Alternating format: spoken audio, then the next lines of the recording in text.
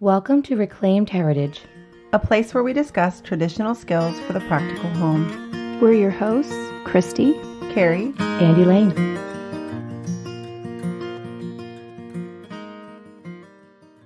Long simmered broths also serve as the inspiration for one of the first restaurants in Europe. The word restaurant comes from the French word restorer, meaning, as you might guess, to restore.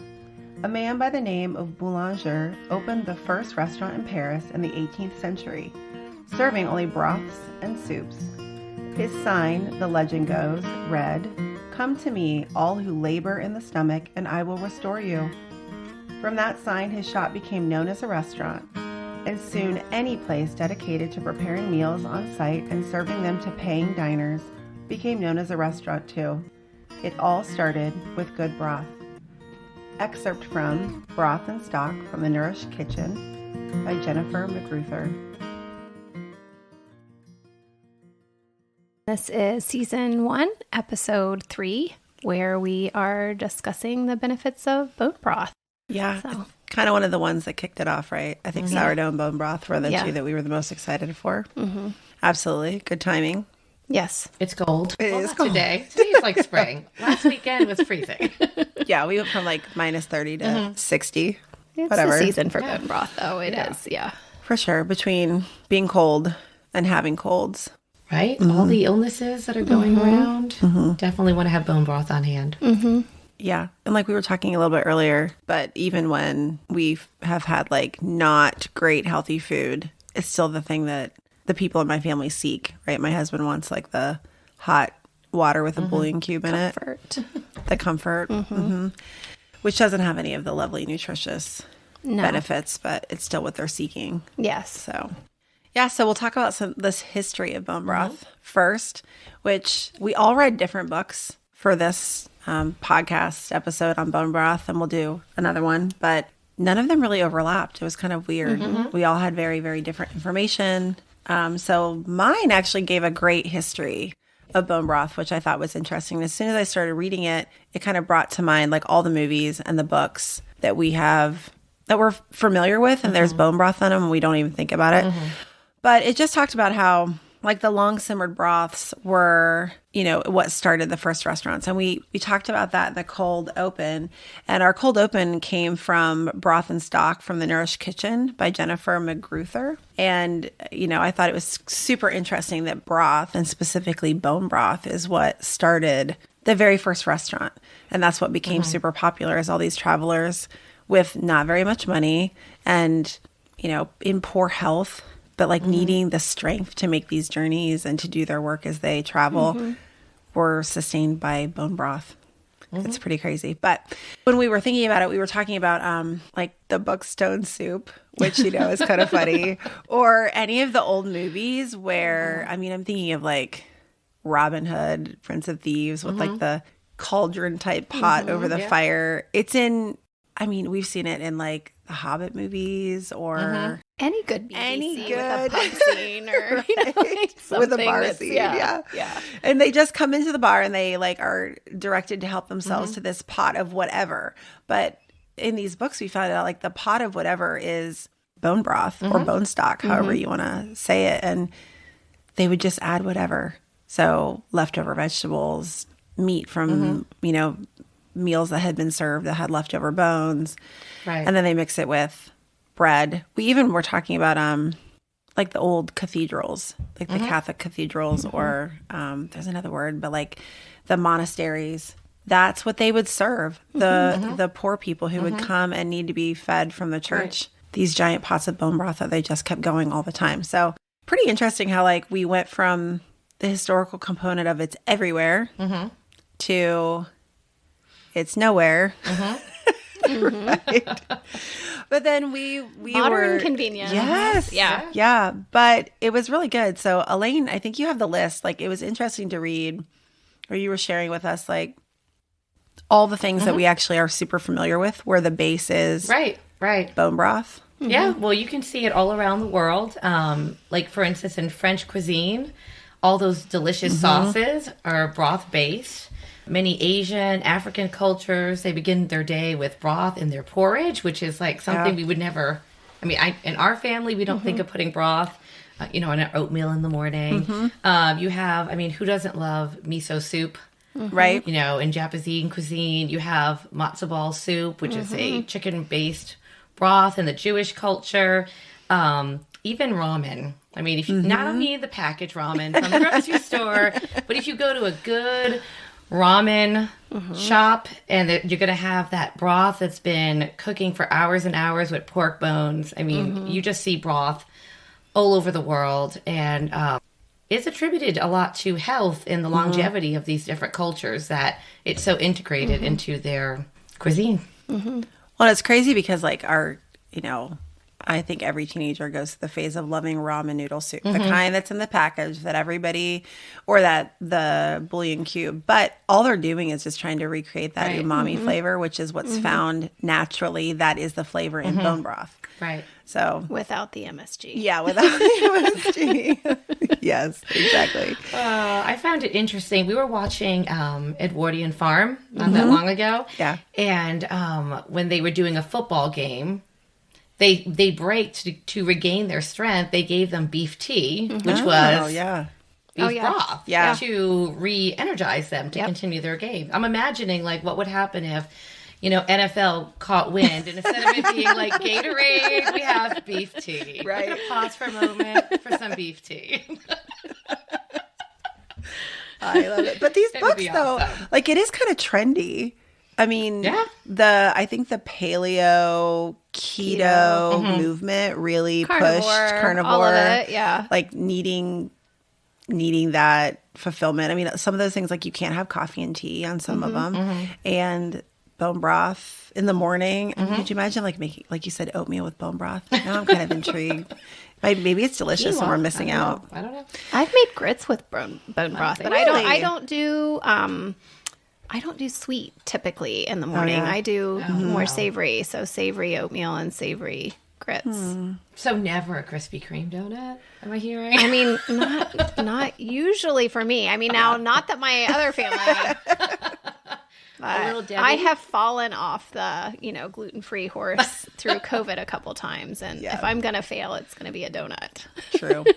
True. Yeah. So yeah. So, but so I'm the newest of the three of us to making bone broth. You have made it for many years and you prefer to use it for soups. And you've been making it for a while. But what is the reason? Like, what was the reason that you started making bone broth? Reason for me, heavily, I've always just done it because we had leftover bones and I was able to stretch a meal. So it's just been convenience as far as that. I didn't have to go out and shop for anything. It was with homeschooling. Sometimes it's nice to have 2 meals in one. And so if you're serving the meat and you're going to use the bones later for soup, then your day is kind of planned.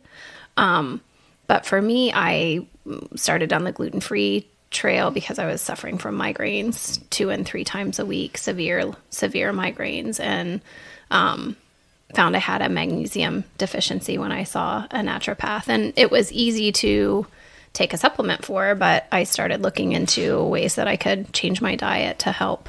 So where I wasn't having the expense of a supplement and just ways that I could get it into my system other ways. And it was extremely helpful. Not only that, but with the amino acids. And I've continued it now. I love the collagen as I'm aging and closer to 50 than 30. But yeah, the collagen benefits, and for me, the amino acid benefits are immense.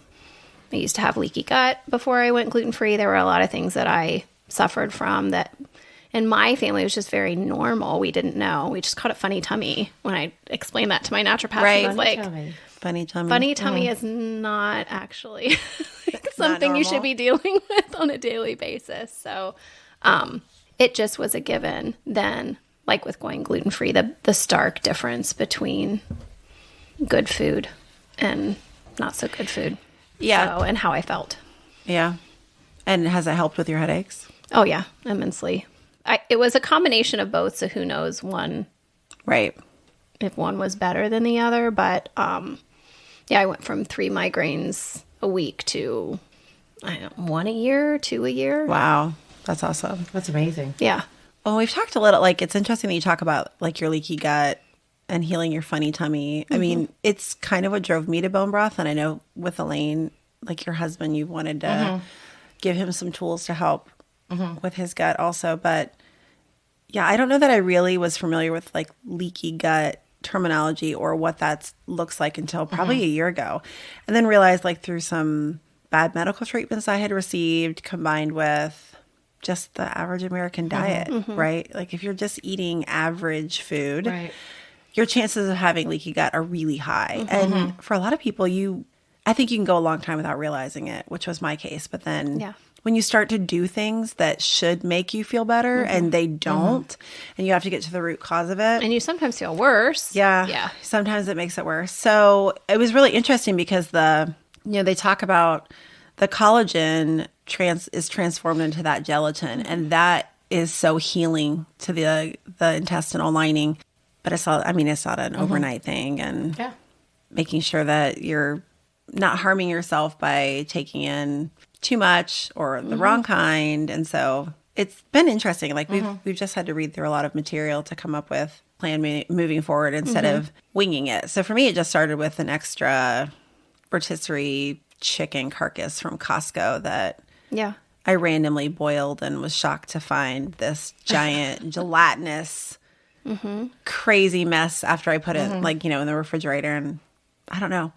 But again, it wasn't anything that I remember seeing in our homes. Like we talked about that before. It was the stuff you threw away. Like it's the fat. What teenager opens up the fridge and is like, "Oh, if I cook that up, it's going to taste delicious." Right. Yeah. Well, and if you're cooking chicken breast, right, which is low fat, and if you have if you're cutting the fats off of everything and you're deboning everything, like we love to buy boneless wings, then you don't have any of that stuff it's the convenience and ease. It is. Yeah. It was very, eye-opening. So as soon as I had this gelatinous mass, I called the two of you like, you will not believe. And the girls are like, are you serious? Where have you been? Yeah. Have you never And I'm like, I always throw my bones in the trash can. And we're on like count number 5. Well, it was when you had asked me, that made me cringe. When you cook chicken drumsticks, do you ever save that broth that's at the bottom of the pan? Yeah. Yes? Yep.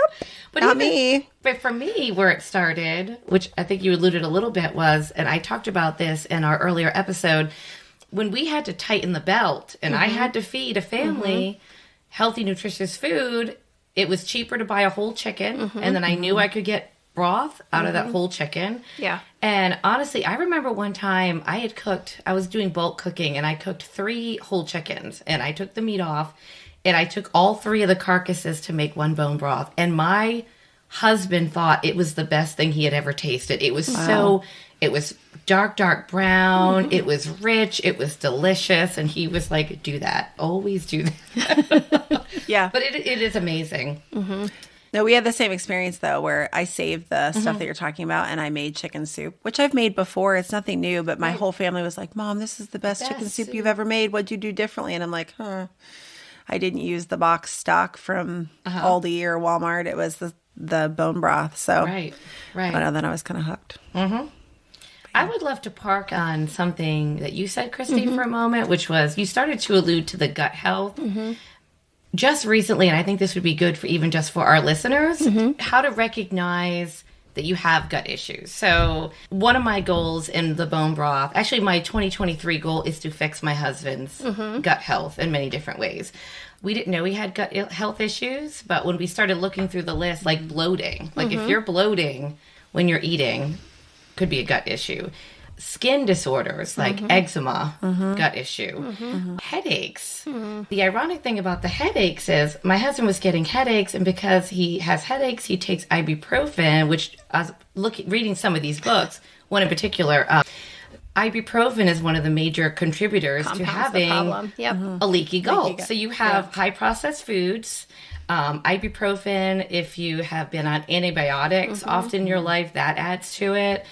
Yeah, so these are things to look for because he's been frustrated over the past few years, not understanding why is he feeling this way. And the doctors really don't have the answers. They're just, putting a Band-Aid on it and they're not really solving the issue. So I know you've done some gut healing. Maybe you could explain a little bit about that. For me, it was going gluten-free, adding supplements, and adding bone broth, nutrient-dense foods. I was going to read this from Nourishing Broth by Dr. Kayla Daniel. In healthy bodies, glutamic acid is normal, necessary, and doesn't act like MSG in the body. Unfortunately, in unhealthy individuals, problems may arise. The problem develops when the glutamine gets past the blood-brain barrier and is metabolized to glutamate. In healthy individuals, this does not happen willy-nilly, but is tightly controlled by the body. Glutamine is supposed to convert as needed to either glutamate, which can excite neurons, or to GABA, which has a calming effect. Both are needed by the body and the brain. The glutamine found naturally in healthy foods, such as homemade bone broth, should not be a problem, but all bets are off if MSG in the diet has led to glutamate buildup and brain damage. So it happens. I reacted to MSG early on in my that was probably what we called funny tummy a lot of times. Right. And it wasn't a problem when I was younger. It was as I got older and I'm caring for more and more people that I was like, oh, maybe this isn't normal. Maybe I need to see somebody. Right. But it really was the migraines that ended up getting me there. But it improved everything for me. Well, I'm super curious to try it because in all of the books, they actually talk about this effect. So the MSG, the G is the same, the G in MSG is the same amino acid that's released, that glutamate or glutamine. But that if you have MSG in your body and you have leaky gut, you potentially are going to end up with migraines. Now, they say that's if you do like the low and slow, if you're doing it for 24 hours, like the longer you cook it, the more it's released. So, you know, I want to try a 24-hour one right off the bat and see how I react to it. And then if I have a reaction, to go back and do like a 4-hour slow meat broth instead of bone broth, because you have to build up. Like, I think I may be maybe more like your husband, where I'm going to be drinking 4-hour meaty broths instead of like bone broths for the 24 hours. Right. But it's interesting that you could have like a window into your gut health just by a 24-hour bone broth and see how you respond. So, And I gravitate towards the first set of stock that I make. They use stock and broth interchangeably in a lot of the books that we read. But what I prefer to drink would be the first little bit. So your more first gelatinous, the more, yeah. And that's going to be, so when you say your first, so it was really interesting because we were hoping for clarity between stock and broth, and these books did not offer it. No. One was like adamant that broth is the short cook and stock's the long meat or the long bone cook. And then the very next book said the opposite. So you'll hear us use them interchangeably, and we're hoping to always reference it by short and long so that you know what we mean in the difference. I haven't done any short. I've only done long. And I almost always do short, and then I do a second go round, which I'll use in less savory dishes that we're having. I'll use it to make bread. I'll use it for, as like a filler. But I don't typically use it if it's something I'm going to make gravy out of or anything. I use what I call stock, which is the short. Is the short one for you? Do you drink it? Have you just had it straight? And do you like it? I don't strain it. You don't strain it? I don't always strain it. I just heat it up out of the freezer. Okay, throwback to previous episodes. My texture problems, like this is a hard no. I strain mine like 3 times. I can't even. Really? It's no. I won't even just use a metal mesh. I use metal mesh with either cheesecloth in it or paper towels in it. I have one of my kids who loves when there's like chicken skin in it. It's like getting the prize. Wow. So I leave mine a little, closer to. You got to chew while you drink? A little bit. Yeah. No, it does take me a very long time. Maybe at some point I'll get up to that level. But yeah, so let's talk about like what we're looking for. If you want to start one, right? Can we just use any bones? Are we hunting for specific bones? Well, it depends what you have access to. I mean, I'm the person at the table who doesn't live on a farm. So I'm going to be buying them either from a butcher or sometimes from the store. So you can start with just a whole chicken. You can get it from Aldi. I mean, I've done it. You mentioned it, rotisserie chicken from Costco. I've done it. If we've bought it, we're going to cook it up and use the bone broth from that. Those are great because I have kids who are obsessed. They're the gym kids, right? Who love the Costco rotisserie chickens, but they don't pick them clean. Like they do a good job, but there's still a lot of meat on there.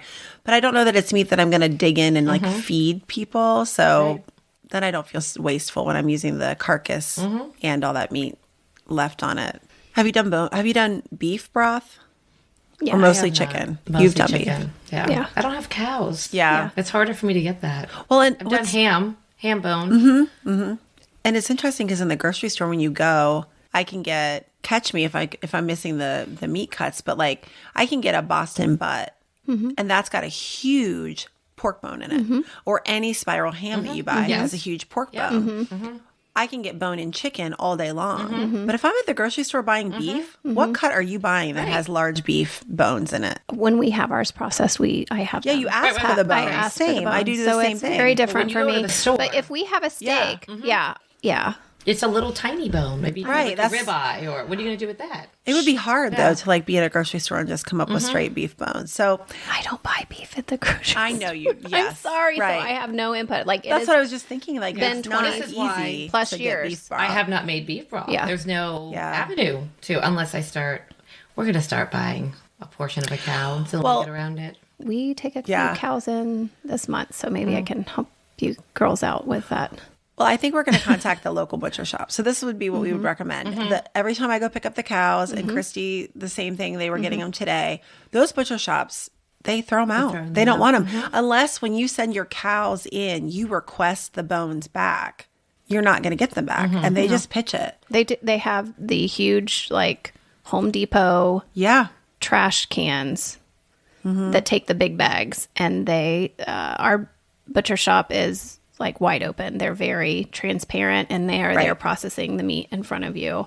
Some people may not like that. I love seeing how clean it is, how they work together, but they are filling these giant trash cans with bones. And I was just like, Well, and until I moved out, I probably never would have thought about it. So when we lived in the suburb, I would have just thought all meat is really like mass market. Like it's going to be these giant cattle farms and that's where it's coming from.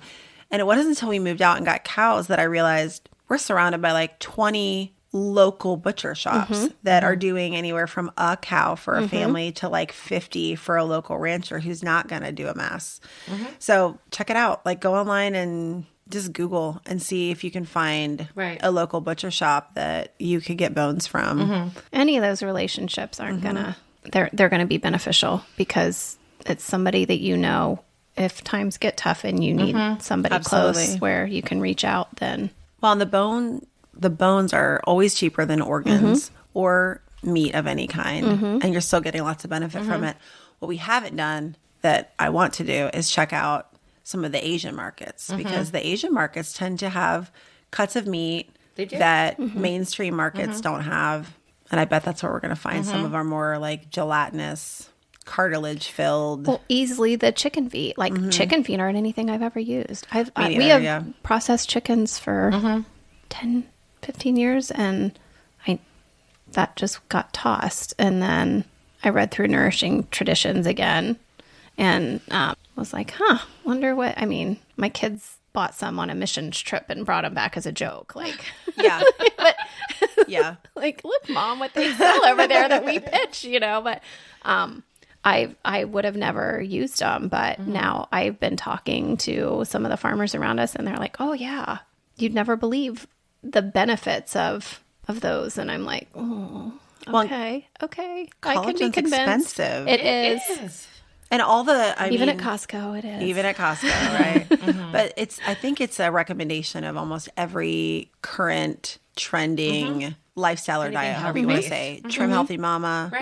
They've been collagen supplement based forever.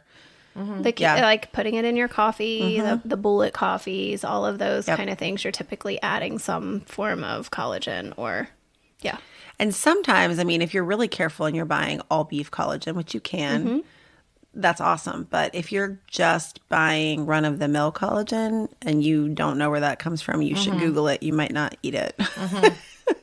Don't Google it. You won't eat anything. Starvation diet. Right. Yeah. Right. my goodness. So, but it's interesting because it's just from that bone broth, that cartilage, the collagen that comes out of there, which is so good. Like we talked about for your gut and then for your skin. I mean, collagen for your skin, we've heard about my whole entire life. So, and not all of us can go. And as an aging inject lady, it. I would say no. That's not anything I'm going to do. But I notice if I'm eating healthy and making sure I get enough of that in, cellulite isn't showing as much and things that, Yeah. Yeah. So if we're looking for bones and if you don't butcher your own or unfamiliar with it, you might not know that you're looking for bone marrow. If you're buying the carcass, the rotisserie chicken, you're using the carcass from Costco, you're not going to really see the marrow because obviously it's inside the bones. Right. But if you're at a butcher shop and you have access to that, you want those big, bright white bones with like all the marrow on the inside.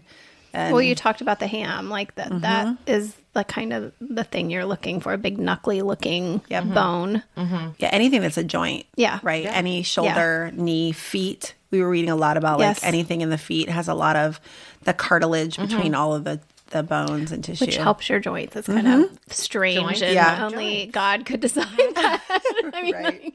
but it is. I'm curious if you can call your local grocer, the butcher area, if they have that available. I mean, I keep seeing in these books that they say go to your retail store. I mean, I have yet to do that. I'll have to go to Meijer and say, hey, do you happen to have these? I don't know. So like Walmart doesn't have a butcher, neither does Aldi. And depending upon where you are, every grocery store is, every chain is different based on where Right. they are. But Giant Eagle a long time ago, they used to like cut the meat the way you wanted it. And I wouldn't be surprised if they had some of that behind the Right. counter. Kroger does. Kroger has a butcher was you thinking can Kroger. talk with and ask. I mean, they actually are very knowledgeable typically. Those are men retire from those jobs typically. It's a trade. It's not something we look at as a absolutely. trade, but it really is. And I think I keep hearing a consistent theme of localism. So if you can find a local source, a butcher, someone who has a farm, there's a butcher out our way. We've ordered turkeys from them before. I'm going to check them out. Getting a local source is better if you can do absolutely. it, But if not, just at your regular grocery Right. store. And you were reading in one of your books where somebody was talking about it being, grass fed. Like so much that we have read in these books says grass fed. When you're emphasizing health, of course, you're wanting to go as healthy as you possibly can, but it doesn't have to be grass fed. That is very rare and uber expensive. So our cows are as healthy as we can possibly get them. They are pasture raised until the very end, but even the non-GMO feed is crazy expensive. Oh yeah, absolutely. And we're concerned about those things and definitely keeping our eye on it, but we need to be able to afford it as well. So we don't eat exclusively organic, and I like to say we pray over our food. Yeah, but it was good because all the books that I read talked about how it had to be organic, grass-fed bones. And No. again, if you can get them, that's awesome. But wow, like it's hard enough just to find beef bones. Right. I can't imagine then looking for Grass organic, grass-fed. Like if you live where we live, it's a quarter of the year. Like that's the cost to do that is insane. Well, the It's age of those astronomical. cows, in order to be butcher ready and all of that, you have to find the happy medium between the big agribusiness, and then that's why the local is more important. We know what goes into ours, and we're eating it. So when we sell it to somebody, we're Right. Well, and it's back to being practical, which is what our focus has been the whole time, is just not making it difficult, and anybody can do it. So we're always trying to keep the joy in yeah, serving and feeding our families. right. Yes, to be joyful. All right, ladies, let's get practical with what do we need to get started. So what's your basic equipment for making bone broth? Bones. Bones is good. Okay, Water. ingredients, equipment. All right, what am I putting Vinegar. it in? Okay. What am I putting those bones in? I've used a stock pot. Okay, I use an Instant Pot for the most part. This is a recent thing. Yeah, It and is I'm a recent crock pot thing. girl, so I use a crock pot. It's if I'm there, I can use a stock pot. If I'm going Yeah. for short, I go for a stock pot. okay. I've not done Agreed. short, so Yeah. that would be Agreed. I'll do The a low stock and pot. slow, totally crock pot all the way. But if I'm going to be there and I'm wanting it for dinner that night or the next day, then typically. And if you're in a Stock pot. rush, the Instant Pot will give you a long simmer result in a short amount of time. Okay, so have you compared like a 24-hour cook in either a stock pot, crock pot to your like Instant Pot to see the flavor? Like, have you done identicals? I have to not see? done a side-by-side comparison, but Okay. it is not light and weak. Blind Oh, taste okay, testing. right. So with the Instant Pot, I believe it's about 120 minutes on high pressure, and then it's 120 minutes on low pressure. Okay. And that will and then it's like 15 minutes to natural release. And that will be good bone broth. Now, there was a recent incident where I had sick people. My in-laws were sick. And I was going to bring them bone broth. And I went from a frozen whole chicken in the morning to bone broth for them for dinner, like all through my Instant Pot, like cooking the frozen chicken and then taking the meat off and then running through that process. And they had bone broth for dinner, which was, huge. Yeah, that's awesome. To be able to do that. I will compare them. I will do it. No, I'm just curious because I Next have week. an Instant Pot and I love my Instant Pot, but I've not used it for bone broth. Yeah. I've only good. done crock pot. I've done And I'm ham gonna bone try in it. the Instant Pot. It's good. Not Because you don't own one. So we're okay. going to fix that for I'm you. happy to not be part of that cult. Maybe some of our listeners have an extra one and they're going to feel so badly for you that they just want to send it to you. That's right. That's right. It's okay. My goodness. So we have stock pot. If you're going We to have send me crock anything, pot. how about Yeah. a dishwasher? Right? Yeah, Oh, gosh, for sure. She doesn't mean another kid. No. Oh my goodness. Yeah. Okay, so stock pot, Yep. crock pot, or Instant Instant pot. Pot. Any of it. What do you cook your stock pot on, by the way? Like, do you keep it on low? Very low, yeah. Because the As goal low is as that it you goes. don't want it to boil. Right. This is true. You want it to simmer. Yeah. Which is why I switched out of my stock pot. We got a new stove, and even the lowest setting is still it's too high. it's too high. So I Okay. had to go to a crock pot, and then I discovered the Instant Pot. Okay, yeah. So no boil. All right, we got our bones. You need a strainer. Yeah, I typically I like the just bones. Now I will yeah, add yeah. I will add celery or onion or carrots if I have them. I typically like if something's going to go bad in the fridge, we'll stash stuff in a gallon-sized freezer bag and stick it right there in the upstairs freezer. And then once I have enough and I'm doing stock, I'll add veggies, bay leaf, peppercorns. Yeah, I've only done the basic. So the basic recipe, whether it was beef or poultry, I've not done this concoction with pork because I use my pork for something very different typically. But it's bones, whatever you've got, with meat on them, carrots, celery, onion, peppercorn, and bay leaf. That seems to run the gamut. And I think every book that we've read, that's like Yeah. the base. Now, I've not done just meat. So I'm really curious. I do just want to try the meat because that flavoring, it is delicious. And I would say it's like if someone thinks of a bouillon cube, that is the flavor you get from that concoction or store-bought chicken stock. It's that onion, celery. Right.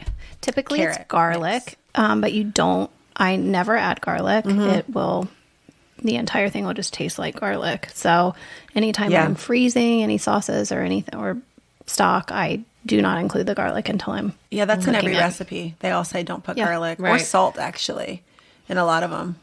They say salt after. Yeah. Yeah, lot I of put them do real salt salt in after. mine, just a little bit, but yeah. Did you say apple cider vinegar? Apple Yes. cider. So Okay. yeah, Yeah. I And or didn't, wine. but you're right. Apple cider vinegar or wine for the acidic factor, which is supposed to help draw it release the out. minerals and the vitamins from the drawing, yeah. bones. And a couple recipes recommend actually you put the bones in with no water and put your vinegar like on top and let them sit for 15 minutes first and then add your water. So you just want to make sure everything's covered with water. There's no magical amount. It's just whatever you've got in there, cover it with water. Yeah. Cook it for minimum 4 hours, really, up to 24 hours. And I've done 24 hours 3 times with the same bones until my bones are a little powdery at the end. But yeah, your first cook is going to be your highest, most gelatinous yield. And then when you're done, strain it. So you definitely need a strainer, unless you're Christy, and then you can drink. I strain it. I just don't heavily strain it. I like little If you like to chew bits while of you drink, yumminess don't in strain there. it. I triple filter because I don't want anything in it. I'm a ball jar girl. I've been freezing in ball jars, but you can only fill up. You can't fill it very full Freezer at all. space. Well, and freezer space. Yeah. I do the half-gallon ball jars. Is typically what I do. Yeah. You can do freezer bags. I have done that. Yeah. You just got to make sure that your broth is very cool before you do that, or And from your kids personal don't experience. just chunk them into the freezer, because then you pull out like C-shaped black bags that are stuck around something. Then you got to use whatever that is for dinner too. Yeah, mine wasn't cool, and I was so thrilled. It was like my second batch ever, and I'm like pouring it in by the ladle, and it's coming out the bottom because it melted by plastic bags. So, and it wasn't hot, but it wasn't cold. It needs and to I'm be like, cool. Okay, so listen, cool broth if you're doing it in bags. So. The advantage, though, is if you freeze them flat, they stack really well. You can get more in your freezer. For sure. If it's cold. Yes. And not hot. All right, so the game plan for the week is we're all going to do basic. I can't wait to try different cook times. I want to see the flavor profile difference, and I want to see if it's going to be gut And I'm going to reactive. look and see if I can hook you up with some beef bones here. so Yes, you guys yeah. can Thank you. Yes. And I'm going to side by side. Instant pot Instant versus pot. crock pot. Yeah. It'll be good. See what the deal is. Yeah. Awesome. Well, thank you guys so much for joining us today. And we hope you're looking forward to when we are together again next week. I'm very anxious to see how my gut responds to all the bone broth, the short and the long. And Yeah. it'll be good. Yep. And in the meantime, you can join us on Instagram, where we'll post pictures of our progress and what we're doing this week. Also, YouTube, if you'd like to watch, or you can listen wherever you'd like to listen to your podcasts. And please, please, if you enjoyed listening, share with a friend, a family member. Just get it out there. Give us a 5-star review. That would be awesome. We appreciate that. Thank you. Thank you. Thanks.